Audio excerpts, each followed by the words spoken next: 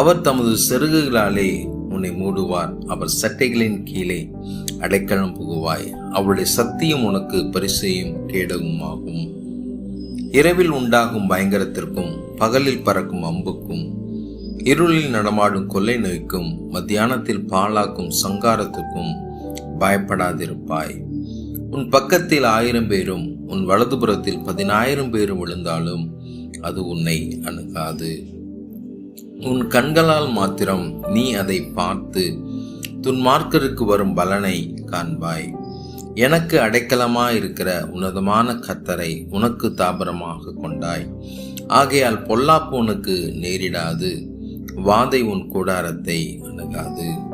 உன் வழிகள் எல்லாம் உன்னை காக்கும்படி உனக்காக தம்முடைய தூதர்களுக்கு கட்டளையிடுவார்.